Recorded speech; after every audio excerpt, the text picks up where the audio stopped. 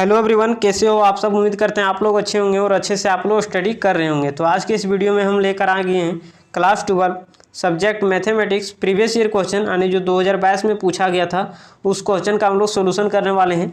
तो आपको बता दें कि 2022 में 2 टर्म का एग्जाम हुआ था। फर्स्ट टर्म में ऑब्जेक्टिव, सेकेंड टर्म में सब्जेक्टिव केवल था।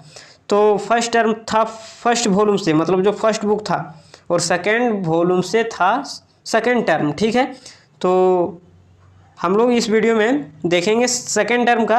और आपको बता दें कि अगर आप फर्स्ट टर्म का सॉल्यूशन का वीडियो आप अगर नहीं देखे हो तो लिंक आपको प्लेलिस्ट का डिस्क्रिप्शन में मिल जाएगा, वहां से जाके चेक कर लीजिएगा। हम 2023 का भी ऑलरेडी करवा चुके हैं। तो ऐसा ही प्रीवियस ईयर का क्वेश्चन हम करवाते आ रहे हैं अभी। तो चलिए अभी हम लोग सोल्यूशन देखते हैं। आप एक बार क्वेश्चन को देखते चलिए। Integration of 10x, integration of 0 से π/2 sin x, ऑर्डर डिग्री का सवाल है। फिर यहाँ पर दिया गया यूनिट वेक्टर, मतलब जो सेकंड टर्म में पूछा गया था 2022 का बात बता रहा हूँ। तो 2022 में जो सेकंड टर्म में पूछा था वो सेकंड वॉल्यूम से ही केवल था। फर्स्ट वॉल्यूम से ऑब्जेक्टिव, सेकंड वॉल्यूम से सब्जेक्टिव। तो चलिए स्टार्ट करते हैं। इंटीग्रेशन ऑफ 10x, तो इंटीग्रेशन ऑफ 10x तो आप लोग डायरेक्ट फॉर्मूला जानते हो, minus log of cos x plus में c, या तो अगर माइनस को नहीं लिखना चाहते हो तो बीच में सेक लगा देने हैं। तो ये आप लोग फॉर्मूला जानते हो। कब? जब ये ऑब्जेक्टिव में आता तब 1 नंबर में, लेकिन ये पूछा है 2 नंबर में। तो 2 नंबर में पूछा है तो क्या एक ही लाइन में इसको आंसर दे देंगे, यही आंसर बोल देंगे क्या? नहीं, अगर ऐसा ऑब्जेक्टिव में आता तब। तो हम लोग इसका सोल्यूशन कैसे करेंगे? क्या होता है 10x है तो 10 को क्या लिख सकते हैं, साइन बाय कोस। 10 का फॉर्मूला होता है साइन बाय कोस, तो साइन बाय कोस लिख सकते हैं। तो हाँ, साइन बाय कोस लिख सकते हैं। अब क्या है कि कोस का डिफरेंशिएशन, कोस का डिफरेंशिएशन क्या होता है, माइनस साइन एक्स। कोस का डिफरेंशिएशन क्या होता है, माइनस साइन एक्स। तो हम लोग जेड उसको मानते हैं जिसका डीसी अगल बगल ऊपर नीचे कहीं ना कहीं सेट हो, कहीं ना कहीं दिखे। तो एक्चुअल में हम लोग जेड मानते किसको हैं, तो जिसका डीसी सेट होता है। तो यहाँ लगा ना कि कॉस का डिफरेंशिएशन क्या है, साइन ऊपर में दिख रहा है लेकिन माइनस नहीं दिख रहा है। अभी माइनस को भूल जाना, माइनस हम अपने से दिए। तो कॉस का डिफरेंशिएशन होता है माइनस साइन एक्स, लेकिन ऊपर में तो माइनस दिख नहीं रहा था। तो हम लोग क्या किए, हम लोग थोड़ा चालाकी किए कि माइनस अपने से दे दिए और माइनस को बैलेंस भी कर दिए, ताकि माइनस माइनस कट जाए और फिर वही वाला चीज़ आ जाए। तो आप बोलोगे कि आप कैसे सोच रहे हैं यहाँ माइनस देना है, तो सोचेंगे नहीं। हम लोग एक प्रॉपर्टी जानते हैं कि इंटीग्रेशन ऑफ, अगर नीचे में कोई फंक्शन है, अगर उसका डिफरेंशिएशन डायरेक्ट ऊपर में सेट हो, एफ डैश एक्स मतलब डिफरेंशिएशन होता है उसका। तो अगर इसको इंटीग्रेट करना हो तो लिखते हैं लॉग इंटू नीचे वाला, नीचे में क्या है तो एफ एक्स, तो एफ एक्स में और प्लस में सी। आप जानते होंगे फॉर्मूला कि अगर नीचे का डिफरेंशिएशन डायरेक्ट ऊपर में से लॉग और नीचे वाला, लॉग और नीचे वाला और प्लस में सी। वही काम हम यहाँ किए कि माइनस, यहाँ नीचे का डिफरेंशिएशन डायरेक्ट ऊपर में नहीं दिख रहा था, मतलब कॉस का होता माइनस साइन एक्स। तो माइनस अपने से दे दिए और माइनस को बैलेंस कर दिए। तो इसमें सोचने की क्या बात है। तो यहाँ से क्या हो जाएगा, माइनस को बाहर ही रहने दिए और नीचे का डिफरेंशिएशन डायरेक्ट ऊपर में सेट है माइनस साइन एक्स। तो यहाँ लिख दिए लॉग ऑफ नीचे वाला प्लस में सी। उम्मीद करते हैं ये समझ में आ गया होगा। अगर आप ऐसा नहीं सॉल्व करना चाहते हो तो यहाँ लिख सकते हो, इतना लिख सकते हो ना, sine by sine x by cos x, ये तो लिख सकते हो। तो sine x by cos x, अब इसको नीचे वाले को जेड मानना है, या तो आप टी मानते होगे तो टी मान के फिर आगे सॉल्व कर लेना है, फिर जेड का मान रख देना है। आते हैं क्वेश्चन नंबर 2 की ओर। क्वेश्चन नंबर 2 में इंटीग्रेट करने बोल रहा था। साइन एक्स का लिमिट दिया गया था 0 से π/2। तो सबसे पहले साइन एक्स का इंटीग्रेशन माइनस कोस एक्स, ठीक है। लिमिट था 0 से पाए, तो 0 नीचे, π/2 ऊपर था तो ऊपर, यहाँ तक कोई दिक्कत नहीं। माइनस को हम लोग बाहर निकाल दिए। क्यों निकाल दिए? क्योंकि माइनस में कोई इफेक्ट नहीं पड़ने वाला है लिमिट में, ठीक है। तो माइनस को बाहर निकाल दिए। अब क्या करेंगे, तो अब लिमिट अप्लाई कर देंगे। लिमिट अप्लाई करेंगे तो माइनस को बाहर ही रहने देंगे। अब होता है अपर लिमिट, मतलब एक बार π/2, लोअर लिमिट मतलब किस में, तो एक्स जहाँ जहाँ था वहाँ वहाँ लिमिट पुट करना है। तो यहाँ एक्स था तो एक बार π/2 अपर लिमिट, फिर माइनस में होता है, फिर लोअर लिमिट मतलब एक बार 0 रख दिए। तो cos π/2 माइनस में cos 0 हो गया, ठीक है। अब आप लोगों को फॉर्मूला पता होना चाहिए कि cos π/2 मतलब 90 डिग्री, cos 90 डिग्री मान क्या होता है, तो 0 होता है। तो 0 और cos 0 डिग्री मान होता है 1, और बीच में माइनस था तो माइनस, ये माइनस पहले से था, अब गुना कर दिए, माइनस माइनस प्लस 1 हो गया करेक्ट आंसर। आगे बढ़ते हैं क्वेश्चन नंबर 3। क्वेश्चन नंबर 3 में बोल रहा था, क्वेश्चन लिख दे रहे हैं, लेकिन अगर आप यहाँ नहीं देख रहे हो तो आप टेलीग्राम ग्रुप में भी देख सकते हो। D Q X by D X Q का होल स्क्वायर, ऐसा ही कुछ टाइप का होगा, plus D Y by D X dy/dx is equal to 3, 4 कुछ भी हो सकता है, उससे हमको मतलब नहीं है। तो ऑर्डर डिग्री हम लोग कैसे पता करेंगे, ठीक है। तो ऑर्डर हम लोग बोलते हैं हायर डिफ्रेंशिएशन को, जैसे यहाँ डिफ्रेंशिएशन कितना बार हुआ 1 बार, यहाँ कितना बार 3 बार, तो ज़्यादा बार डिफ्रेंशिएशन कितना है, मतलब नंबर ऑफ हाईएस्ट डेरिवेटिव। तो कितना बार यहाँ है डिफ्रेंशिएशन 3 बार, यहाँ है 1 बार, तो ऑर्डर क्या हो जाएगा, यही हो जाएगा इसका ऑर्डर। अब ऑर्डर जिसको बोलें उसी के पावर को देखना है, उसी के पावर को, उसको बोलते हैं डिग्री। तो इसका पावर क्या है 2, तो डिग्री हो गया 2, ठीक है।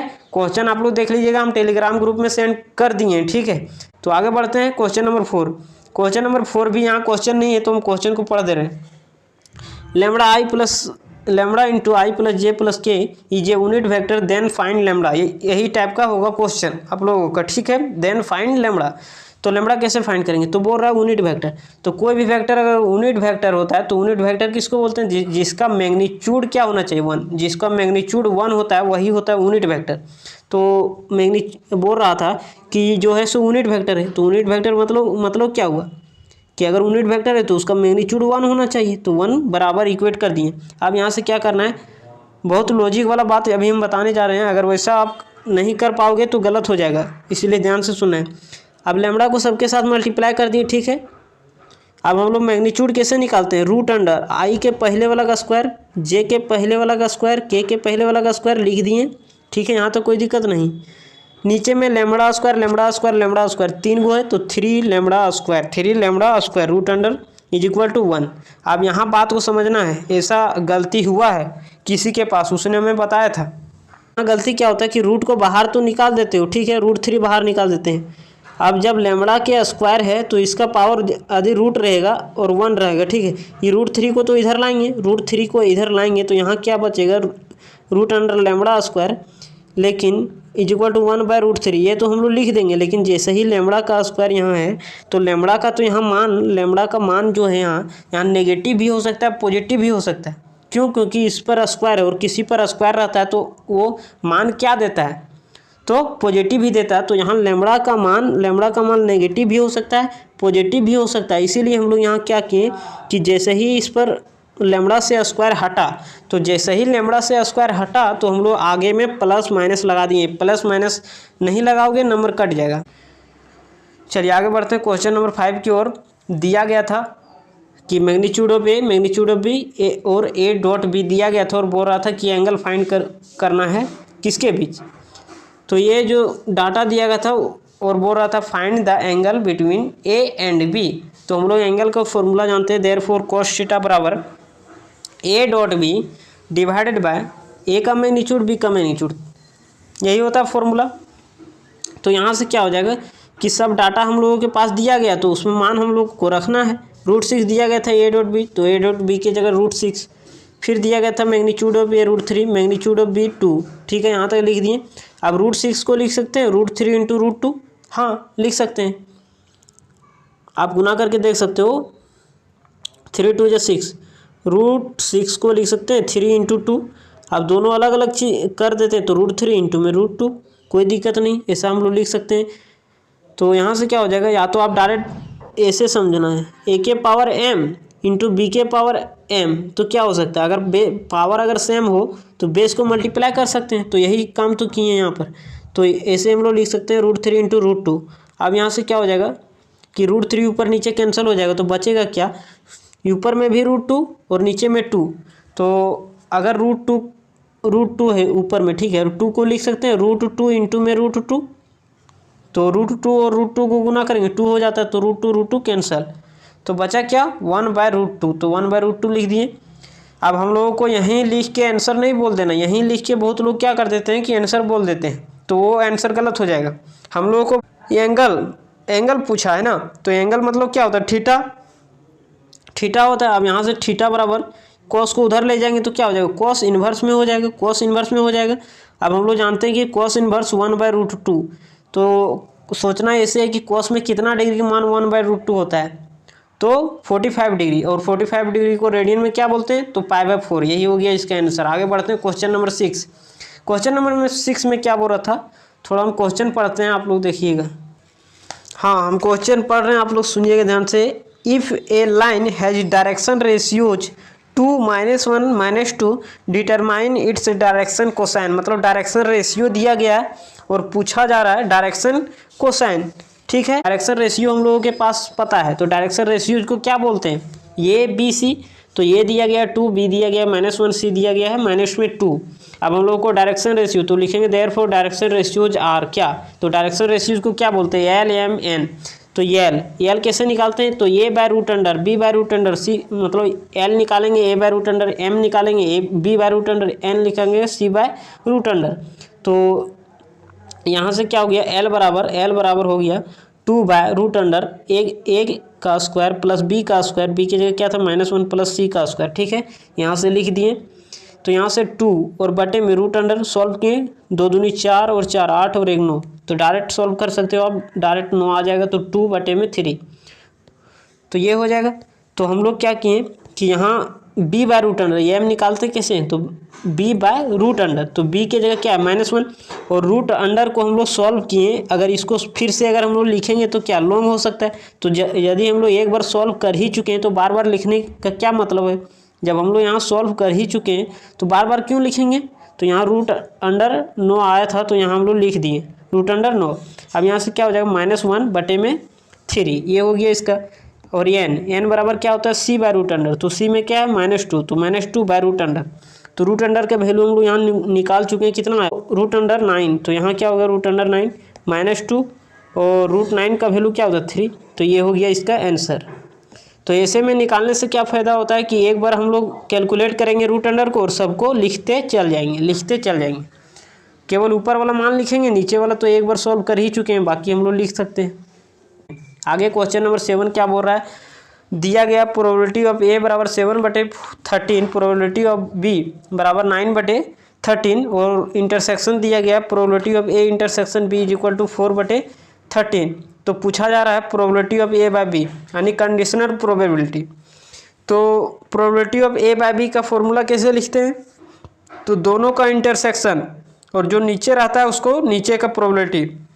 अब यहाँ क्या दिया गया है, डाटा हम लोगों के पास पता है, probability of A by B 4/13, probability of B क्या दिया गया 9/13, तो 9/13 13 कैंसिल हो जाएगा, तो बचेगा क्या 4/9, यही हो जाएगा इसका करेक्ट आंसर। आगे बढ़ते हैं क्वेश्चन नंबर 8 की ओर। क्वेश्चन आप लोगों को टेलीग्राम ग्रुप पर मिल गया, वहाँ से आप लोग देख लीजिएगा। ठीक है, तो यहाँ से इंटीग्रेट करने बोल रहा था, इंटीग्रेशन ऑफ 1 + log x का होल स्क्वायर बटे में x। तो हम लोग जेड आखिर मानते किसको हैं, जेड किसको मानते हैं आप लोग बता सकते हो क्या। जेड हम लोग उसको मानते हैं जिसका डीसी, या तो टी भी मानते होगे आप लोग। जेड हम लोग उसको मानते हैं जिसका डीसी मतलब डिफरेंशिएशन अगल बगल ऊपर नीचे कहीं ना कहीं सेट हो, कहीं ना कहीं दिखे, तो उसको हम लोग जेड मानते हैं। तो यहाँ नहीं लग रहा है कि log x का डिफरेंशिएशन दिख रहा है, log x का क्या होता है 1/, इंटू में 1, तो 1/x दिख रहा है, 1/x दिख रहा है। तो log x का डिफरेंशिएशन क्या दिख रहा है, तो 1/x।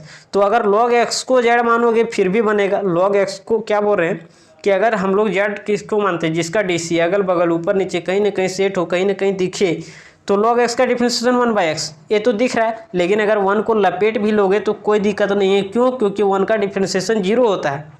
जैसे अगर आपको केवल चावल खाने के लिए दे दे तो अच्छा लगेगा क्या, अगर सब्जी भी मिल जाए तो उसको भी लपेट लेना चाहिए। तो वही बात यहाँ पर है कि अगर log x को जेड मानेंगे फिर भी बनेगा, लेकिन अगर 1 को लपेट भी लेंगे तो कोई दिक्कत नहीं है, क्यों, क्योंकि 1 का डिफरेंशिएशन 0 होता है। ठीक है, तो यहाँ से क्या किए कि 1 + log x को जेड मान लिए। यहाँ स्क्वायर को पूरे को जेड नहीं मानना है, क्यों, क्योंकि ये इसका डिफरेंशिएशन 1/x नहीं होता है। इसका डिफरेंशिएशन करोगे तो और कुछ अलग चीज़ आ जाएगा, जैसे पहले पावर उतरेगा, फिर पावर में कम होगा, फिर आगे डिफरेंशिएशन हो जाएगा। तो अंदर वाले का डीसी सेट है तो इसको जेड मानेंगे। आगे बढ़ते हैं, 1 का डिफरेंशिएशन 0 लिखें या ना लिखें कोई फर्क नहीं पड़ेगा, बीच में प्लस रहेगा तो 0 से कोई फर्क पड़ने वाला नहीं है। log x का 1/x, जेड का डिफरेंशिएशन dz/dx। अब यहाँ से क्या हो जाएगा, अब यहाँ से dx निकालेंगे तो एक क्रॉस मल्टीप्लाई कर देते हैं, dx इसको इधर भेज दिए तो x dz, कोई दिक्कत नहीं होना चाहिए। आगे बढ़ते हैं। अब आए नाउ अगेन क्वेश्चन से आते हैं, तो इसको क्या माने हैं, इसको क्या माने जेड, तो यहाँ जेड लिख देंगे, ऊपर में स्क्वायर है तो स्क्वायर, कोई दिक्कत नहीं। अच्छा यहाँ dx देना भूल गए ना, यहाँ dx दे दीजिएगा आप लोग। ठीक है, यहाँ dx होना चाहिए। ठीक है, अब यहाँ डी एक्स की जगह क्या है, तो डी एक्स की जगह हम लोग निकाल के रखें एक्स डी जेड, तो एक्स डी जेड रख दिए। अब एक्स का कोई जगह नहीं है, एक्स को हम लोग कुछ नहीं माने तो एक्स का एक्स ही रहने देंगे।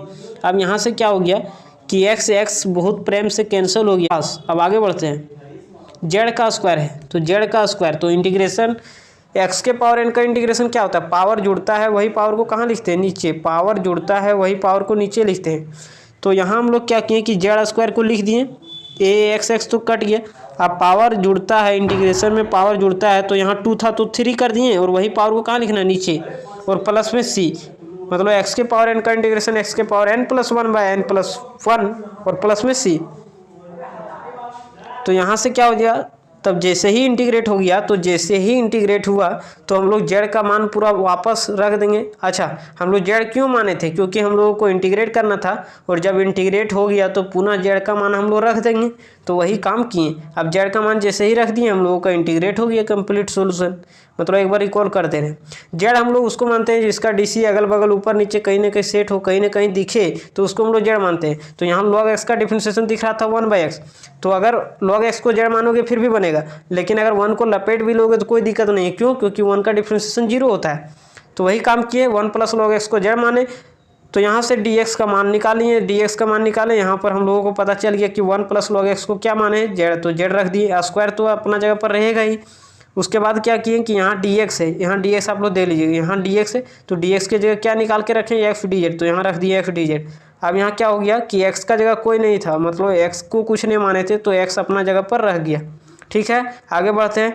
तो एक्स एक्स कट गया, एक्स एक्स कट गया तो जेड स्क्वायर आया। अब जेड स्क्वायर का इंटीग्रेशन एक पावर जुड़ता है वही पावर को नीचे, अब इंटीग्रेट हो गया तो पुनः जेड का मान हम लोग रख देंगे। आखिर हम लोग जेड माने क्यों थे, क्योंकि हम लोगों को इंटीग्रेट करना था। बहुत चर्चा कर लिया, आगे बढ़ते क्वेश्चन नंबर 9 की ओर। क्वेश्चन नंबर 9 में क्या बोल रहा है, इंटीग्रेशन करना है एक्स sin x। तो जब दो फंक्शन इनटू में रहता है, जब दो फंक्शन अलग अलग फंक्शन अगर इनटू में रहता है, अगर आपको उसको इंटीग्रेट करना रहता है, ठीक है, तो उसमें लगता है आइलेट। अब आइलेट क्या बोलता है भाई, तो आइलेट क्या बोलता है कि उसको मानना है, मतलब आइलेट वर्ड में जो पहले आता है उसको यूँ मानना है। तो आई को क्या बोलते हैं, इन्वर्स ट्रिग्नोमेट्रिक फंक्शन, एल को लॉगरिथमिक फंक्शन, ए को एल्जेब्रिक फंक्शन, टी को ट्रिग्नोमेट्रिक फंक्शन, ई को एक्सपोनेंशियल फंक्शन। ठीक है, तो यहाँ दिख रहा था एल्जेब्रिक, तो एल्जेब्रिक और ट्रिग्नोमेट्रिक, तो एल्जेब्रिक पहले आता है या ट्रिग्नोमेट्रिक, तो एल्जेब्रिक पहले आता है, ट्रिग्नोमेट्रिक बाद में। तो एल्जेब्रिक जो पहले आता है उसको यू लिखेंगे, जो पहले आता है उसको यू, जो बाद में आता है उसको क्या बोलेंगे, भी। ठीक है, कि यू भी सेलेक्ट कर लिए, यू को लिखना है, भी का इंटीग्रेशन, इतना ही याद रखना है। अब इधर जो लिखे उसको इधर 2 को भी पेस्ट कर देना, इधर 2 को भी पेस्ट कर देना। ठीक है, पेस्ट कर दिए, बाहर में लगा देना है डी यानी डिफ्रेंशिएशन। तो डिफ्रेंशिएशन यहाँ एक्स का टर्म था तो डी एक्स बाय क्या हो जाएगा, एक्स के रिस्पेक्ट में, यातना हो गया। अब क्या करना है कि छोटका इंटीग्रेशन और ये डिफ्रेंशिएशन मिला के एक बड़का इंटीग्रेशन। अब ये dx तो छोटका इंटीग्रेशन का, तो एक dx अपने से ला देंगे, कोई दिक्कत नहीं। आप लोगों को फॉर्मूला याद होगा तो उससे भी आप क्लियर कर सकते हो। तो यहाँ से क्या हो जाएगा, माइनस में x sin x का डिफ्रेंशिएशन क्या होता है, अच्छा इंटीग्रेशन x का x ही रखें, sin का इंटीग्रेशन होता है माइनस cos, तो माइनस को लिख दिए और cos को लिख दिए, कोई दिक्कत नहीं होना चाहिए। आगे बढ़ते हैं, माइनस था तो डिफ्रेंशिएशन था x का डिफ्रेंशिएशन 1, साइन का इंटीग्रेशन माइनस कोस, तो माइनस कोस। अब ये dx हट गया, क्यों, क्योंकि इसका काम कंप्लीट हो गया। अब ये dx अभी भी बचा रह गया। अब यहाँ से क्या हो गया कि यहाँ माइनस एक्स कॉस एक्स, ए माइनस यहाँ था और माइनस माइनस प्लस हो गया। अब इंटीग्रेशन करना कॉस का, तो cos dx minus x cos x, इधर कोई चेंजिंग नहीं, प्लस कॉस का इंटीग्रेशन क्या होता है, साइन, और प्लस में सी, इंटीग्रेट हो गया तो इंटीग्रेशन कांस्टेंट आना है, तो ये आ गया। तो यही हो गया आंसर। आगे बढ़ते क्वेश्चन नंबर 10 की ओर। क्वेश्चन नंबर 10 में बोल रहा था √1 + cos 2x dx, लिमिट दिया गया था 0 से π/2। ठीक है, तो हम लोग फॉर्मूला जानते हैं कि 1 + cos 2x बराबर क्या होता है, 2 cos स्क्वायर थीटा, मतलब 2 cos स्क्वायर x। अगर यहाँ माइनस रहता तो 2 sin स्क्वायर x हो जाता, अगर यहाँ प्लस रहता है तो 2 cos स्क्वायर x हो जाता। तो यहाँ प्लस आता तो सेम जाती का, अगर यहाँ माइनस रहता तो यहाँ अपोजिट जाती है, मतलब साइन वाला आ जाता। ये √2 कांस्टेंट पर इंटीग्रेशन का कोई प्रभाव नहीं। हाँ प्रभाव है, कब? जब कांस्टेंट अकेला रहता हो, जैसे इंटीग्रेशन ऑफ 1 dx, तो 1 रहेगा तो 1x, 2 अगर अकेला रहेगा तो 2x, इंटीग्रेशन में 3 अकेला रहेगा 3x, 4 अकेला रहेगा तो 4x। लेकिन अगर किसी के साथ हो तो कांस्टेंट को बाहर निकाल देते हैं। जैसे अगर 2x का इंटीग्रेशन करना हो, 2x का इंटीग्रेशन करना हो तो 2x, तो 2 को बाहर निकाल के x का इंटीग्रेशन करना है। लेकिन अगर 2 अकेला रहता तो उसके साथ x आता है। 2 है तो 2x, 3 है तो 3x, 4 है तो 4x। लेकिन उसी तरह से अगर कांस्टेंट किसी के साथ हो तो उसको बाहर निकाल देते हैं। और cos x का इंटीग्रेशन, cos क्यों आया? क्योंकि √² कैंसिल हो गया, तो यहाँ से आ गया cos, इंटीग्रेशन किए sin। अब upper limit minus lower limit, तो अपर लिमिट एक बार x के जगह डालना है अपर लिमिट, फिर माइनस x के जगह लोअर लिमिट। अब sin π/2 मतलब 90 डिग्री, तो sin π/2 90 डिग्री मान होता है 1, माइनस में sin 0 डिग्री मान क्या होता है 0। सॉल्व किए, √2 आंसर हो गया है। आगे बढ़ते हैं क्वेश्चन नंबर 11 की ओर। 11 में क्या बोल रहा है, थोड़ा हम क्वेश्चन को पढ़ते हैं। क्वेश्चन में क्या बोल रहा है 11 नंबर क्वेश्चन। हाँ तो क्वेश्चन बोल रहा है find the area of the parallelogram whose adjacent side are. ये मतलब दिया गया है i + 2j + 3k and 3i - 2j + k। यहाँ ए भी नहीं दिया गया क्वेश्चन में, तो हम लोग अपने से लेट कर लिए कि वेक्टर ए बराबर दिया गया इतना, वेक्टर बी बराबर इतना। हाँ ये चीज़ जरूर दिया है, लेकिन ए वेक्टर और बी वेक्टर नहीं दिया गया, तो ए बी हम लोग अपने से मान लिए। अब हम लोग फॉर्मूला जानते हैं एरिया ऑफ पैरेललोग्राम का, क्या? Magnitude of a cross b का, मतलब a क्रॉस b का मैग्नीट्यूड वही उसका पैरेललोग्राम का एरिया होता है। तो ना हम लोगों को क्या चाहिए, a क्रॉस b चाहिए, फिर उसका मैग्नीट्यूड चाहिए, वही तो एरिया होता है। तो हम लोग निकालते हैं सबसे पहले a क्रॉस b। तो a क्रॉस कैसे निकालते हैं, तो डिटर्मिनेंट i j k, फिर लिखेंगे a वेक्टर का i के पहले वाला, j के पहले वाला, k के पहले वाला, ये चीज़ लिख दिए। अब b वेक्टर बाद में b है, तो b वेक्टर के i के पहले वाला 3, j के पहले वाला -2, k के पहले वाला 1, तो मतलब 1। हाँ तो कोई दिक्कत नहीं, इसको सॉल्व करेंगे। प्लस माइनस प्लस i, इसके रो इसके कॉलम को ख़त्म कर देंगे। तो 2 को 1 से 2, नीचे से ऊपर जाएंगे माइनस लगा के, तो माइनस पहले से, तो 2 और प्लस में 3 दूनी 6, ये हो गया। अब माइनस में j, उसके सामने ख़त्म, तो 1 को 1 से 1, नीचे से ऊपर जाएंगे माइनस लगा के, तो माइनस में 3 3 जा 9। आगे बढ़ते हैं, यहाँ होता है प्लस, सामने रो कॉलम ख़त्म, इसको इससे मल्टीप्लाई करेंगे -2, और नीचे से ऊपर जाएंगे माइनस लगा के, तो माइनस में 3 दूनी 6, मतलब ये आ गया। अब इसको सॉल्व कर देंगे, 6 2 8, 1 में 9 जाएगा तो बचेगा -8, और माइनस पहले से, तो माइनस माइनस प्लस, -2 और -6 -8 k, कोई दिक्कत नहीं। अब हम लोग को चाहिए मैग्नीट्यूड, तो देयरफॉर a क्रॉस b का मैग्नीट्यूड कैसे निकालते हैं, √ i के पहले वाला का स्क्वायर, j के पहले वाला का स्क्वायर, k के पहले वाला का स्क्वायर, तो ये कर दिए। अब यहाँ से क्या हो गया, 8 8 64 64 64, सबका तो ठीक है। अब तीनों को जोड़ेंगे, आ जाएगा √192, ठीक है। यहाँ से अब हम लोग जानते हैं, पीछे हम लोग फॉर्मूला लिख चुके हैं, तो लिखेंगे hence area of parallelogram is equal to magnitude of a cross b, ठीक है।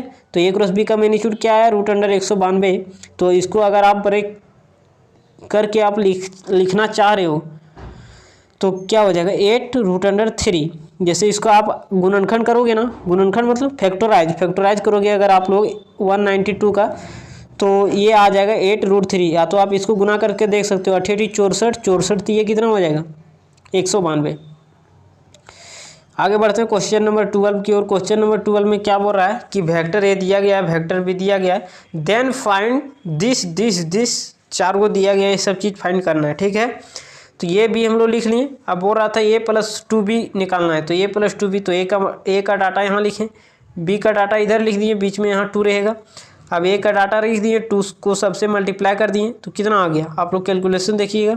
2 को इससे मल्टीप्लाई करेंगे, 3 दूनी 6, 2 एकम 2, 5 दूनी 10, लिख दिए, कोई दिक्कत नहीं। अब i वाले को i वाला के साथ जोड़ते हैं, j वाले को j वाले के साथ, k वाले को k वाले के साथ, तो 3 और 6 कितना हो जाएगा 9, 1j और -2j, माइनस में j, 4k और 10k, कितना हो जाएगा 14k, तो लिख दिए। अब दूसरा डाटा में था 2a वेक्टर माइनस में 3b वेक्टर, तो 2a वेक्टर का मान दिया गया है 3i + j और प्लस में 4k, यहाँ लिख दिए, माइनस में 3 × b वेक्टर दिया गया है, a लिख दिए। अब इसको कैलकुलेट करना है, 2 को सबके साथ गुना कर देंगे, 2 को इसके साथ 3 दूनी छोड़ 2 एकम 2 4 दूनी 8, यही चीज़ लिख दिए। -3 को गुना करेंगे इसके साथ तो -3 को 3 से तो 3 3 9, इसको इससे गुना करेंगे 3 एकम 3 माइनस माइनस में प्लस में 3 हो जाएगा, इसको इससे गुना करेंगे 5 3 15 तो माइनस में 15 के। ठीक है, यहाँ से क्या हो जाएगा 6i में 9i जाएगा तो बचेगा -3i, 2 में 3 जुटेगा तो क्या हो जाएगा 5j और 8k में -15 के चल जाएगा तो बचेगा माइनस में 7k। ये आ गया दूसरा नंबर। और इसी में तीसरा नंबर दिया गया a.b। तो डॉट मतलब कैसे करते हैं डॉट हम लोग, तो i वाले को i वाले के साथ गुना करेंगे, j वाले को j वाले के साथ, k वाले को k वाले के साथ और बीच में ऐड करते जाएंगे। तो i को i के साथ 3 3 जा 9, जैसे a.b कैसे करते हैं a1 a2 plus b1 b2 plus c1 c2, वही चीज़ तो है। 3 को 3 से 3 3 जा 9, बीच में होता है प्लस, लेकिन माइनस मतलब 1 को अगर -1 से गुना करेंगे तो कितना हो जाएगा माइनस में 1। 4 को 5 से 5 1 20। ठीक है, 9 में 1 जाएगा 8, 20 और 8 28, यही हो गया इसका आंसर। उम्मीद करते हैं समझ में आ गया। अगला क्वेश्चन है, क्वेश्चन नंबर क्या है अगला, थोड़ा हम पढ़ के सुनाते हैं आप लोगों को। Find the angle between the following pair of the line. Line हम लोगों के पास दिया गया, बोल रहा है फाइंड एंगल बिटवीन। ठीक है, तो हम पिछले वीडियो में बताएं कि अगर एक कार्टेशियन फॉर्म में दे दिया है तो ठीक है, अगर कार्टेशियन फॉर्म में नहीं दिया तो हम लोग कार्टेशियन फॉर्म में पहले बदलेंगे। क्यों? क्योंकि हम लोग फॉर्मूला रखेंगे आध एक ही को एंगल निकालने का। किस में? तो कार्टेशियन फॉर्म में। अगर आप ज़्यादा फॉर्मूला आध रखना चाहते हो तो आप कार्टेशियन मतलब वो भी फॉर्मूला आध रख के बना सकते हो, वेक्टर फॉर्म वाला भी। लेकिन हम बोल रहे हैं कि अगर वेक्टर को अगर कार्टेशियन में बदलना सीख जाओ तो हम लोग फॉर्मूला एक ही को याद रखेंगे और उसी को वेक्टर को कार्टेशियन में बदल देंगे। फॉर्मूला हम लोग कम याद रखना चाहते हैं और क्वेश्चन बनाना चाहते हैं ज़्यादा, तो फॉर्मूला एक ही याद रखेंगे केवल कार्टेशियन वाला, और वेक्टर वाला भी हम लोग कार्टेशियन में बदल के तब हम लोग इस फॉर्मूले से बना देंगे कार्टेशियन वाला फॉर्मूला से। ठीक है, तो यहाँ से हम लोग फॉर्मूला जानते हैं कार्टेशियन का, तो ठीक ही किया कि ये कार्टेशियन में दे दिया है। तो हेयर लिखेंगे, ये लाइन फर्स्ट है तो यहाँ नीचे में क्या होता है डायरेक्शन रेशियो, तो ये हो गया A1 B1 C1 A2 B2 C2। क्यों इसमें सब में 2 क्यों हुआ? क्योंकि ये दूसरा लाइन है, ये पहला लाइन है। तो ये B C A1 B1 C1 A2 B2 C2 ऐसे छाट के आप लिख लोगे। तो यहाँ से वी नो दैट हम लोग जानते हैं फॉर्मूला क्या होता है, cos थीटा बराबर A1 A2 plus B1 B2 plus C1 C2 root under A1 का स्क्वायर प्लस B1 का स्क्वायर प्लस C1 का स्क्वायर रूट अंडर A2 का स्क्वायर प्लस B2 का स्क्वायर प्लस C2 का स्क्वायर, ये होता है फॉर्मूला। तो यहाँ हम लोग फॉर्मूला उठा के रखेंगे डायरेक्ट, क्या हो जाएगा A1 A2 5 3 गुना करेंगे प्लस बीच में प्लस B1 B2 3 और -1 को, फिर प्लस C1 C2, यही चीज़ यहाँ लिखे हैं। और नीचे में क्या करेंगे तो रूट अंडर A1 का स्क्वायर, यहाँ से डाटा लिखेंगे B1 का स्क्वायर C1 का स्क्वायर, यही चीज़ तो किए हैं। फिर रूट अंडर A2 का स्क्वायर B2 का स्क्वायर C2 का स्क्वायर, यहाँ डाटा लिख लेंगे हम लोग जो दिया गया है। इसको कैलकुलेट करेंगे 5 3 15, 3 एकम 3 माइनस में 3 हो जाएगा, -4 3 12। ठीक है, नीचे में क्या हो जाएगा, अगर हम लोग डायरेक्ट कैलकुलेट करना चाहें तो कर सकते थे 5 5 25 3 3 9 3 3 9 9 9 18 और 25 कितना हो जाता है 43। तो डायरेक्ट आप लिख सकते हो 4 का स्क्वायर 16 1 17 और 3 3 9 17 और 9 कितना हो जाएगा 26। तो यही चीज़ हम लोग यहाँ लिख दिए। और ऊपर में कैलकुलेट करेंगे तो क्या आ गया 15 में 3 जाएगा 12, 12 में 12 0। तो ऊपर में 0 आ गया तो नीचे में कोई भी चीज़ रहेगा तो 0 ही रहेगा, जैसे 0 बटे समथिंग 0।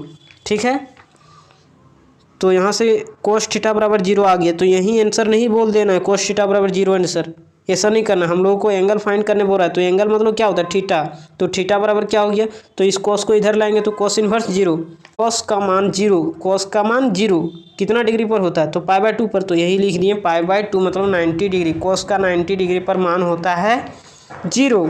ठीक है, कोई दिक्कत नहीं होना चाहिए। आगे बढ़ते हैं क्वेश्चन नंबर 14 की ओर। क्वेश्चन नंबर टाइमिंग थोड़ा देख लेते हैं, हाँ अभी है। क्वेश्चन नंबर 14 में बोल रहा है, क्या बोल रहा है, थोड़ा हम क्वेश्चन को भी पढ़ दे रहे हैं।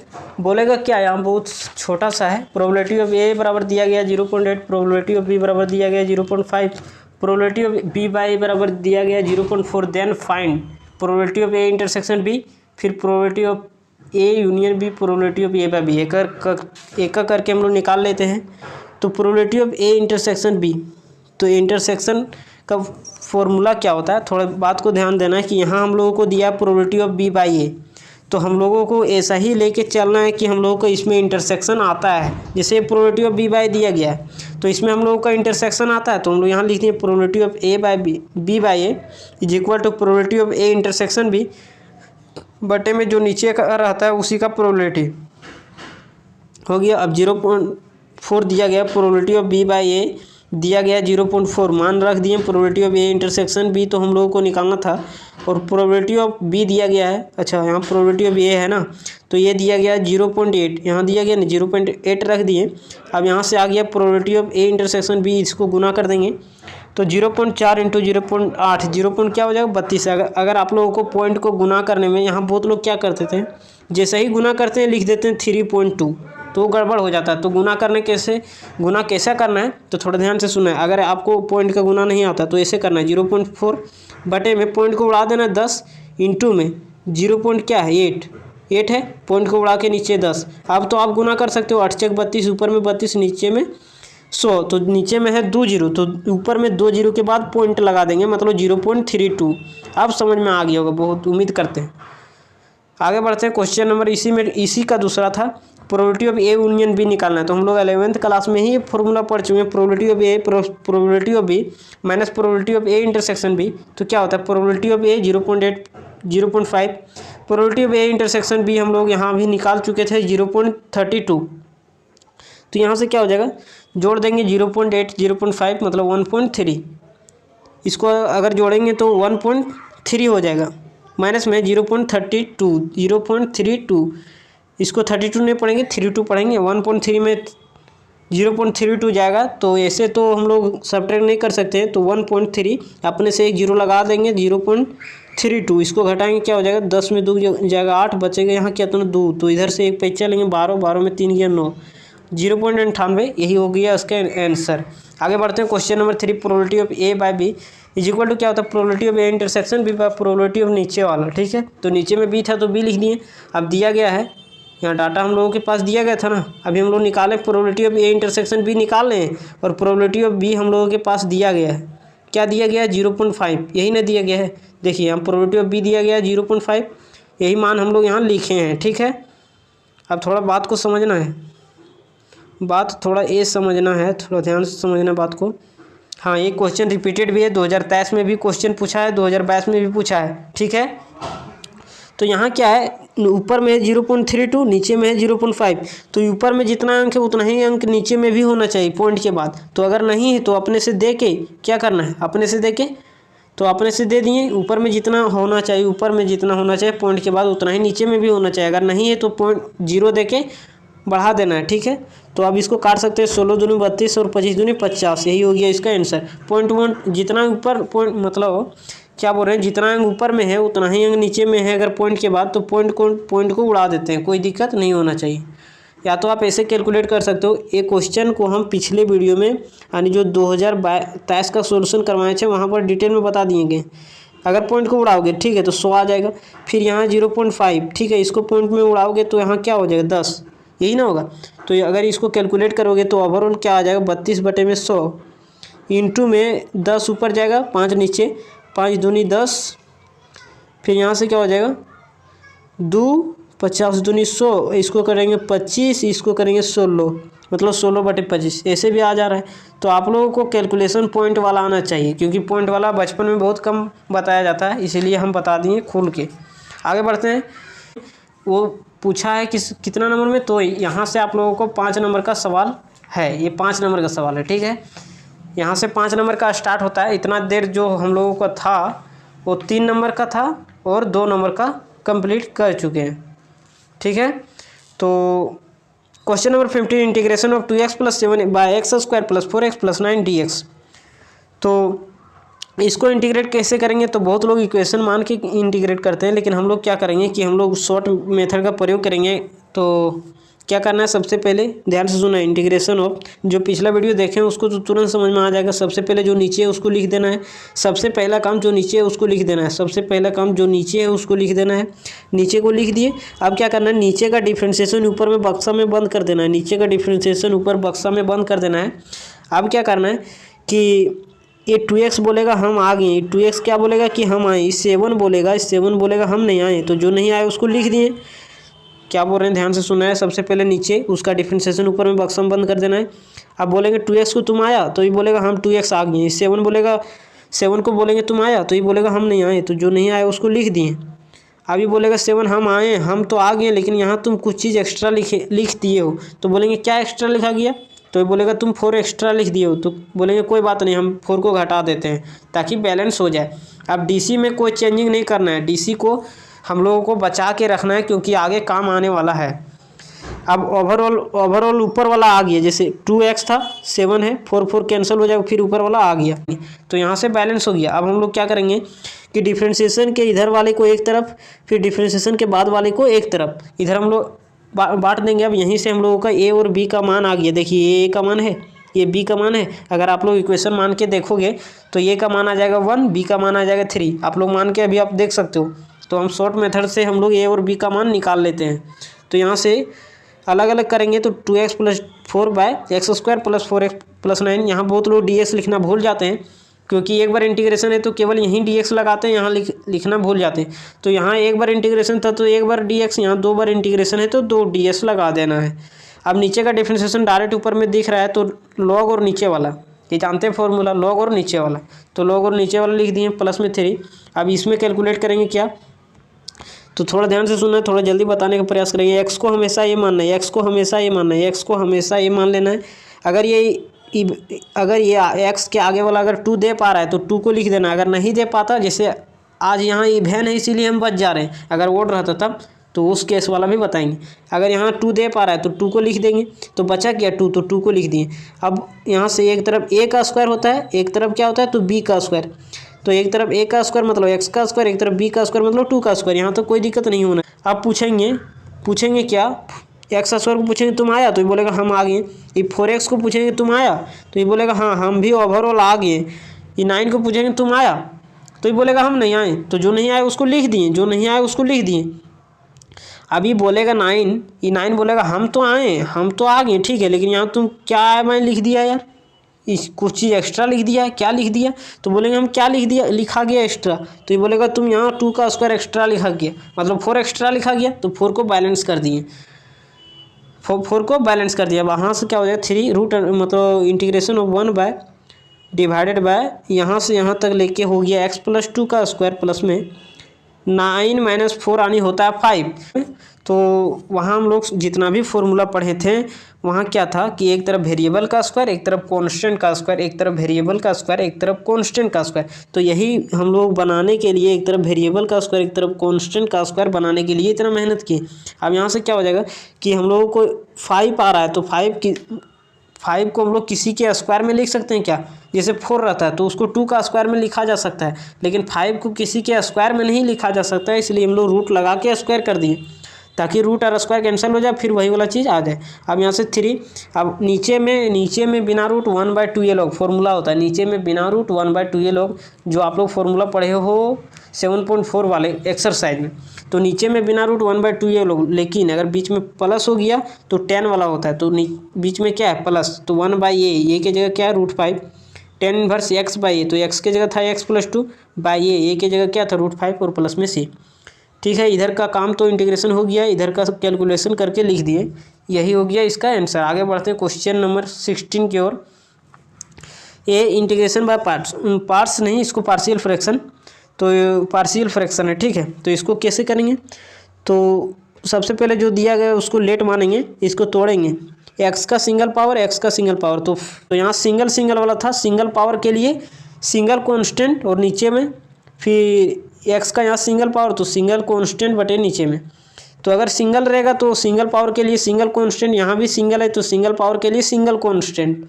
अगर यहाँ डबल पावर आता है उसका बात हम लोग अभी यहाँ नहीं करेंगे, ठीक है, कैलकुलेशन देखना है। अब इसका दोनों का एलसीएम लेंगे, यहाँ आ गया ए तो रहेगा ही, इस दोनों का एलसीएम लेंगे तो x + 1 × x + 3। अब ऊपर में क्या है ये, तो ये बोलेगा हमारे पास x + 1 पहले से, तो कुछ नया चीज़ दे दो, तो क्या दे दे नया चीज़, तो x + 3 दे दिए, प्लस में b के जगह x + 3 इसके नीचे है, तो ये बोलेगा कुछ नया चीज़ दे दो, तो x + 1 आ जाएगा। मतलब ये एलसीएम लेने का हम एक फंदा बता दे रहे हैं। कैसे हम लोग जानते हैं। तो अब क्या करना है, अब थोड़ा ध्यान से सुनना। जैसे ही यहाँ करोगे तो ये एलसीएम वाला कट जाएगा, बचेगा केवल ऊपर वाला। तो इसको फिर से ना लिख करके हम इसी को इक्वेशन नंबर 1 मान लेते हैं। अब क्या हो जाएगा, अब एक्स के नीचे मतलब ए और बी का मान निकालना है, तो ए के नीचे वाले के पास जाना है, तो इसको 0 से इक्वेट करना है। तो x + 1 को 0 से इक्वेट करोगे तो -1, तो x का मान क्या है -1। अब पुट करेंगे x का मान -1 किस में पुट करोगे, तो इक्वेशन नंबर 1 में। तो आ गया 1 = ये यहाँ रखोगे तो -1 और +3 क्या हो जाएगा, -1 + 3 यहाँ लिख दिए। अब जैसे ही यहाँ -1 रखोगे तो ये पूरा टर्म खत्म हो जाएगा, क्योंकि -1 + 1 0 हो जाता है, तो ये पूरा टर्म खत्म हो जाएगा। ठीक है, तो यहाँ से 1 = 3 - 1 यानी 2, और ये यहाँ तक कोई दिक्कत नहीं, यहाँ से ए का मान आ जाएगा 1/2। उसी तरह से एक बार बी के नीचे वाले के पास जाना है, उसको 0 से इक्वेट करना है, तो एक्स का मान दे देगा -3। इसको इक्वेशन 1 में पुट करना है। जैसे ही पुट कर दोगे तो यहाँ क्या था 1, तो 1 यहाँ रहेगा ही, 1 यहाँ रहेगा ही। अब यहाँ जैसे ही -3 रखोगे तो ये टर्म खत्म हो जाएगा, बचेगा ये वाला, तो b -3 + में 1 कैलकुलेट करेंगे, आ जाएगा b का मान आ जाएगा, इधर -2 था इधर आ जाएगा, तो हो जाएगा -1/2, मतलब ये हो जाएगा। आगे बढ़ेंगे। अब जैसे ही ए का बी का मान आया तो इसे हम लोग इसमें रख देंगे, तो इसमें रख देते हैं ए और बी का मान। मतलब हम लोग केवल इतना काम क्यों किए, क्योंकि ए और बी का मान निकालना था। अब यहाँ ए और बी का मान यहाँ रख दिए, तो यहाँ ए और बी का मान अगर रखें तो क्या आ गया 1/2 और -1/2। ठीक है, आगे बढ़ते हैं। अब जब ये इसके बराबर है, जब ए इसके बराबर है, जब ए चीज़ इसके बराबर है, ये चीज़ किसके बराबर, इसके बराबर, तो क्या हम लोग इसके जगह पर ये चीज़ नहीं लिख सकते हैं। ध्यान से सुनना है, इसके जगह पर ये चीज़ नहीं लिख सकते हैं। क्यों, क्योंकि ये जो है ये चीज़ जो है सो इसके बराबर में है, इसके बराबर है, तो हम लोग कुछ नहीं किए, ए और बी का मान लिख के हम लोग क्या किए हैं, इसको रख दिए। आप लोगों को पता होगा। ठीक है, 1/2/x + 1 -1/2 माइनस क्यों आया, क्योंकि माइनस यहाँ हम लोग जो रखे हैं, यहाँ जो हम लोग माइनस रखे हैं वो प्लस माइनस कर दिया माइनस, यहाँ तो कोई दिक्कत नहीं। अब ये क्या हो गया -1/2। नीचे में अगर रहता है x + 1, नीचे में अगर सिंगल पावर x का सिंगल पावर, जैसे 1/x + 1, तो इसका इंटीग्रेट करना हो, नीचे में अगर सिंगल पावर तो लॉग हो जाता है, नीचे में सिंगल पावर रहता है तो लॉग, फिर यहाँ भी नीचे में सिंगल पावर है लॉग 1/2, तो कॉन्स्टेंट तो बाहर आ जाएगा, तो कॉन्स्टेंट बाहर आ गया और लॉग होते गया। अब यहाँ 1/2 यहाँ भी है, यहाँ भी है, कॉमन ले लेंगे। अब log m - log n आ जाएगा, तो log m/n। या तो आप यहीं आंसर छोड़ सकते हो, या तो एक स्टेप बढ़ा भी सकते हो। यही हो गया इसका आंसर। आगे बढ़ते हैं क्वेश्चन नंबर 17। तो क्वेश्चन नंबर 17 आप लोगों को नहीं आएगा, आप लोगों को हटा दिया गया एक्सरसाइज 7.11। ठीक है, आगे बढ़ते हैं। क्वेश्चन नंबर 18 बोल रहा है, दो वेक्टर दिया गया, r vector = i vector + 2j i + 2j + k + μ i - j और प्लस में k। r वेक्टर एक दिया है, दूसरा 2i - j - k lambda 2i + j + 2k। Find the shortest distance between them. तो दो वेक्टर है, तो हम लोग वेक्टर इक्वेशन को कैसे डिनोट करते हैं, r वेक्टर = क्या होता है, ये वेक्टर प्लस लैम्बडा भी वेक्टर, यही ना होता है फॉर्मूला। मतलब वेक्टर इक्वेशन का जनरल फॉर्म r वेक्टर = ये वेक्टर प्लस लैम्बडा भी वेक्टर। तो ये हो गया a1, ये हो गया b1। क्यों, क्योंकि इसको बोलते हैं ये r vector = a vector plus lambda भी वेक्टर। तो ये पहला लाइन था इसीलिए बोल दिए a1, ये मतलब पहला लाइन था इसीलिए b1 बोल दिए। इसको ये बोलते हैं, इसको भी। तो उसी तरह से यहाँ डायरेक्ट समझना है, a1 b1 a2 b2 छांट के लिख लेना है। ठीक है, कोई दिक्कत नहीं। अब हम लोग शॉर्टेस्ट डिस्टेंस का फॉर्मूला जानते हैं, थोड़ा ध्यान देना है। यहाँ आज पैरेलल लाइन नहीं था, यहाँ पैरेलल लाइन नहीं था इसलिए हम लोग बच गए। अगर पैरेलल लाइन यहाँ रहता, जैसे यहाँ करते a1/a2 b1/b2 और c1/c2, अगर डायरेक्शन क्या बोलते हैं a1/a2 = b1/b2 = c1/c2 आ जाता तो वो पैरेलल लाइन हो जाता। या तो आप a वेक्टर = लैम्बडा भी वेक्टर करके ला सकते हो। तो अगर वैसा रहता तो यहाँ क्या हो जाता, पैरेलल। तो पैरेलल वाले में कंडीशन दूसरा होता है, फॉर्मूला का क्या होता है, थोड़ा रिवाइज करवा देते हैं हम।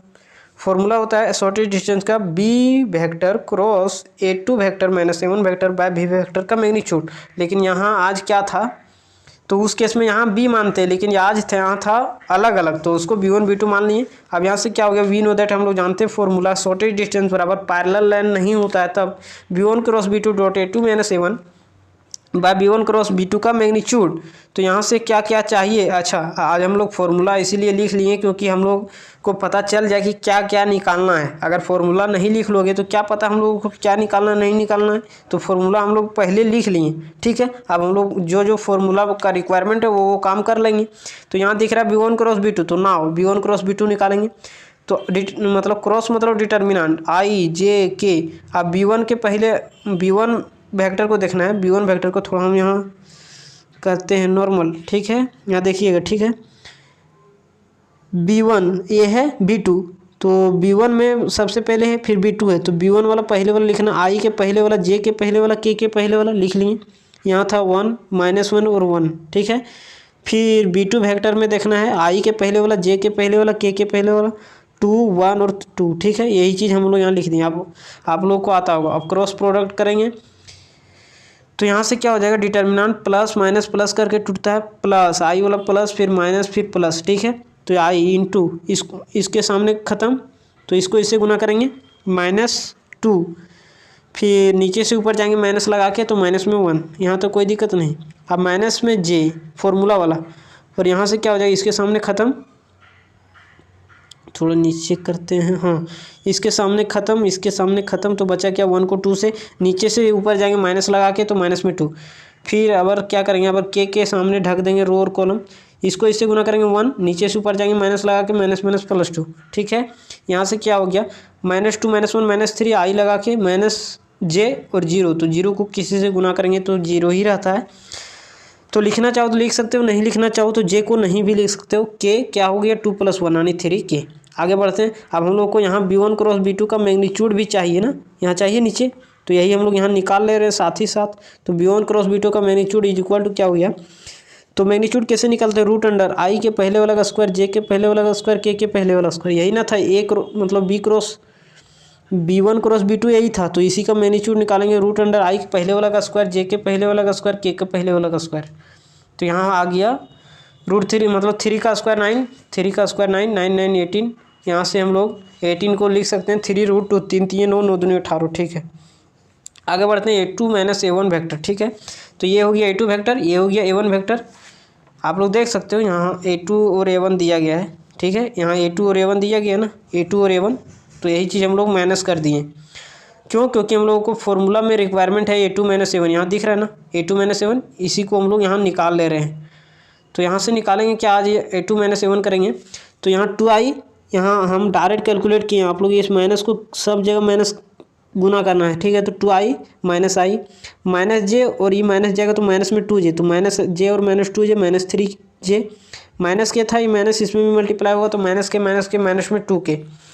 अब सब हम लोगों को आ गया, तो हैंस शॉर्टेज डिस्टेंस बराबर B1 क्रॉस B2। तो B1 क्रॉस B2 अभी हम लोग निकाल के लाए थे, यही ना लाए थे, B1 क्रॉस B2 यही है, 3i - 0j प्लस में 3k, यही लिखे हैं B1 cross B2। A2 - A1 यहाँ है, बाय B1 क्रॉस B2 का मैग्नीट्यूड यहाँ है, तो वही चीज़ हम लोग रख दिए। अब दोनों के बीच है डॉट, तो डॉट क्या बोलता है, A1 A2 B1 B2 plus C1 C2, यही चीज़ होता है। तो i को i के साथ -3, j को j के साथ, 0 को किसी से गुना करेंगे 0 ही रहेगा, 3 को -2 के साथ -6। यहाँ से क्या हो जाएगा, इसको कैलकुलेट करेंगे 6 3 9, नीचे में 3 √2 3 3 कैंसिल हो जाएगा, 3 3 9, यहाँ से क्या हो जाएगा 3/√2।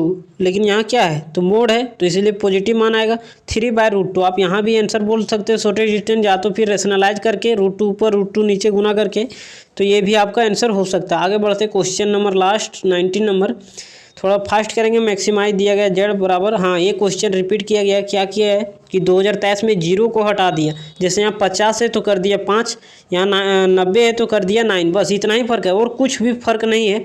और आंसर में भी वही हुआ, मतलब जो आंसर आना चाहिए वही आंसर आया, केवल जो लास्ट में 0 है उसका आंसर आया 12 और यहाँ आया 120। बस क्वेश्चन D2 सेम था, केवल जो लास्ट में 90 है कर दिया 9 और 50 है तो कर दिया था 5। क्वेश्चन D2 सेम था, तो इसीलिए प्रीवियस ईयर को क्वेश्चन देखना जरूरी होता है। अब आगे बढ़ते हैं, देखते हैं क्वेश्चन नंबर। सब्जेक्ट टू दिया गया x + y <= 15, 3x + y =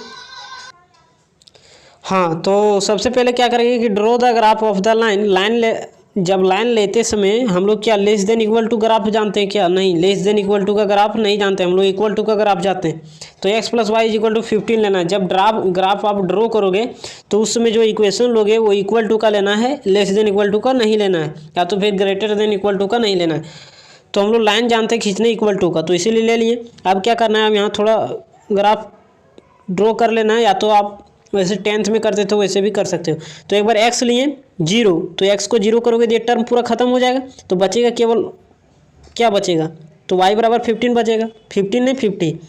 तो x 0 लिए, y 50, फिर एक बार y को 0 करेंगे तो x 50 आ जाएगा। यहाँ से हम लोग एक क्वाड्रेंट खींचते हैं, तो क्वाड्रेंट खींचेंगे x एक्सिस y एक्सिस।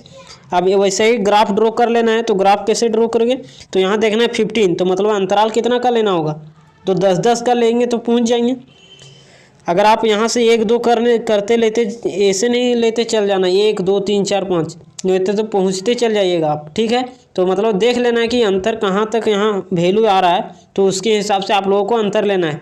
तो 10-10 करके ले लिए, 50 यहाँ, तो 0 और 50 यहाँ हो गया, 50 0 यहाँ हो गया, ग्राफ ड्रॉ कर दिए। अब इस ग्राफ का नाम लिख देना है, मतलब ये जो लाइन है इस लाइन का नाम लिख देना है, x plus y is equal to 15, यहाँ लिख दिए।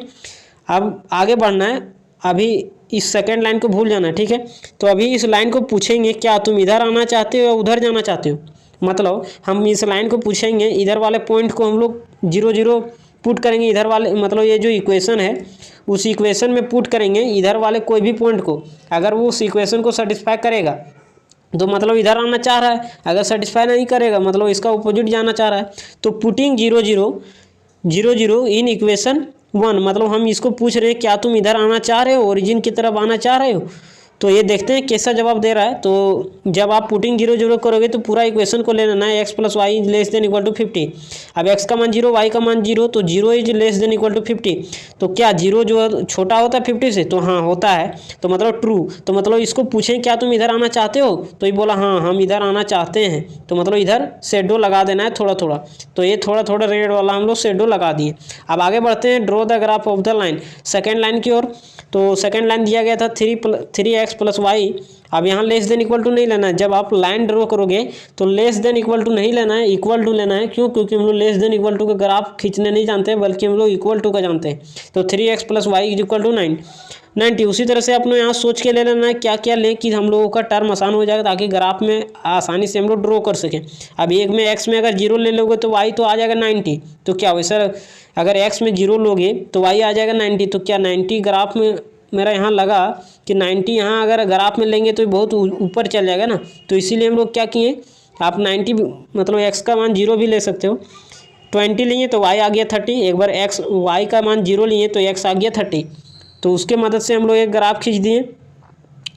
फास्ट बताएंगे थोड़ा, ये है हो गया फर्स्ट लाइन। अब सेकेंड लाइन जो खींचें तो x बराबर 20 और y बराबर 30, x 30 y 0, हाँ x 30 y 0 ये हो गया, और x 20 और y 30 ये हो गया यहाँ पर। तो इसके जरिए हम लोग एगो लाइन खींच दिए, ठीक है।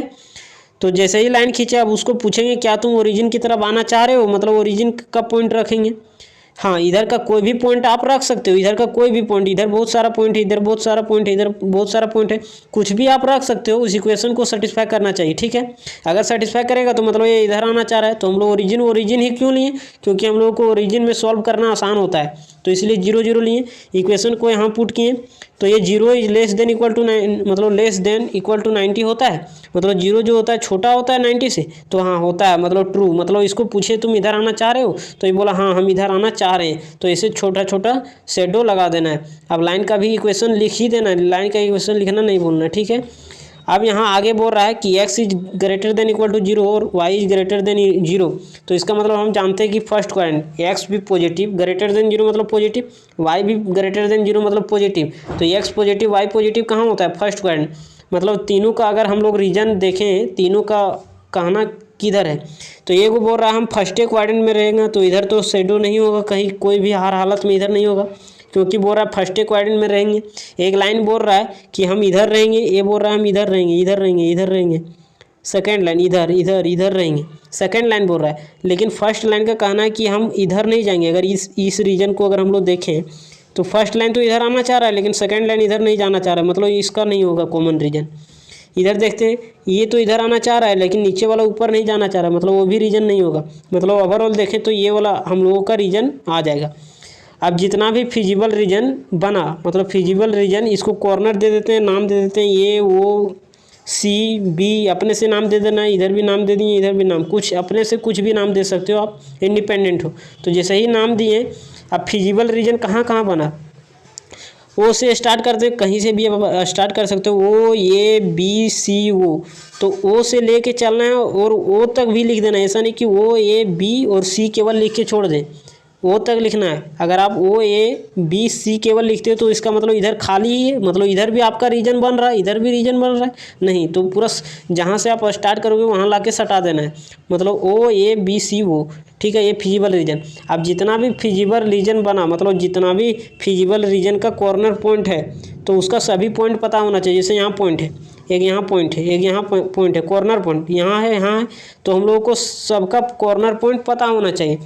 तो ठीक है, तो ये कॉर्नर पॉइंट पता है 0 15, ये भी पता है 0 0, ये भी पता है कितना 30 और 0, लेकिन ये पता नहीं है। अब आप बोलोगे यहाँ तो पता है, लेकिन यहाँ हम लोगों का जो एक्चुअल फिगर है वो एक्चुअल फिगर पता नहीं चल पा रहा है, लेकिन आप लोगों को दोनों इक्वेशन को सॉल्व करना होगा, तो वहाँ से आप लोगों का पॉइंट आ जाएगा, ठीक है। वहाँ से आप लोगों का पॉइंट आ जाएगा। ये जो हम लोग मान लिए हैं वो अपने से लिए हैं, ठीक है। तो हम लोगों को दोनों इक्वेशन को सॉल्व करेंगे, किस जगह पर कट हो रहा है वो मान हम लोगों को दे देगा। अच्छा, आप लोग क्लास 10 में पढ़े होगा दो, तो जो विलोपन विधि से जो हम लोग सॉल्व करते थे वहाँ से जो एक्स और वाई का मान आता था वो वही बताता था कि एक्स का मान और वाई कहाँ कहाँ कट होगा, मतलब एक्स का मान और वाई का मान कहाँ कट होगा वही पॉइंट को बताता था। जैसे यहाँ पॉइंट पर कट हो रहा है तो वही एक्स और वाई का मान जो आता था वो बताता था कि कोऑर्डिनेट में किस जगह पर कट होगा। तो यहाँ से हम लोग क्या करेंगे कि दोनों इक्वेशन को सॉल्व करेंगे। इसको डिटेल में पिछले वीडियो में बता दिए हैं, लेकिन फिर भी बता ही दे रहे हैं। दो इक्वेशन को सॉल्व करेंगे, यहाँ से एक्स का मान वाई का मान लाएंगे, बहुत सिंपल है। उसके बाद क्या करेंगे, जैसे ही कॉर्नर पॉइंट, मतलब बी का कॉर्नर पॉइंट आ गया 20 और 30, ठीक है। यही तो यहाँ हम लोगों को दिख रहा था, लेकिन हम लोगों को कैलकुलेट करके दिखा देना है थोड़ा। यहाँ देखिए थोड़ा इधर बाहर आ रहा है तो हमको लगा यहाँ भी आ सकता है, तो इसी तरह से हम लोगों को सॉल्व करके यहाँ ले लाएँ पॉइंट। अब वैसा ही उसके बाद क्या करना है कि कॉर्नर पॉइंट फिर जेड, तो जेड बराबर लिख देना है, ऊपर में दिया गया जेड बराबर। तो यहाँ से जितना भी कॉर्नर पॉइंट है सभी कॉर्नर पॉइंट को लिख देना है। कॉर्नर पॉइंट मतलब फिजिबल रीजन का केवल कॉर्नर पॉइंट, ऐसा नहीं कि डी भी लिख दें, तो डी नहीं लिखना है, ये डी नहीं लिखना है, उधर वाला ऊपर वाला नहीं लिखना है। जितना फिजिबल पॉइंट है का corner point A B C वो वही चीज़ लिखना है। तो वो चीज़ लिख दिए। जेड बराबर यहाँ हम लोगों को दिया गया क्या चीज़ 4x प्लस में y, यही नहीं दिए गए, तो इसी को हम लोग यहाँ लिख दिए। अब इसको सॉल्व करेंगे, देखते हैं सबको सॉल्व करेंगे। x का मान 0, y का मान 0 रखेंगे तो 4 × 0 प्लस में 0 = 0। एक बार x का मान 0, y का मान 15, x का मान 0 रखेंगे, y का मान 15, तो 4 × 0 0 प्लस में 15 यानी 50। x का मान 20, y का मान 13, इसमें रखेंगे x का मान 20, y का मान 30, तो कैलकुलेट करेंगे 110, फिर इसमें कैलकुलेट करेंगे आ जाएगा 120, तो यहाँ 120 आ जाएगा। अब यहाँ बोल रहा है मैक्सिमाइज, मतलब मिनिमम वैल्यू, यहाँ बोल रहा है ना मैक्सिमाइज। यहाँ देखिए क्वेश्चन में बोल रहा है मैक्सिमाइज, अगर मिनिमाइज बोलता है तो अलग बात है, मैक्सिमाइज मतलब ज़्यादा वाला। तो यहाँ लिख देते हैं हम लोग कि maximize, hence maximize value of Z is, तो मैक्सिमम वैल्यू कितना आया, तो 120 मैक्सिमम है, तो लिखेंगे जेड इज मैक्सिमम 120 8 पॉइंट, किस पॉइंट पर, तो सी पॉइंट पर, यानी पॉइंट लिख दिए 30,0।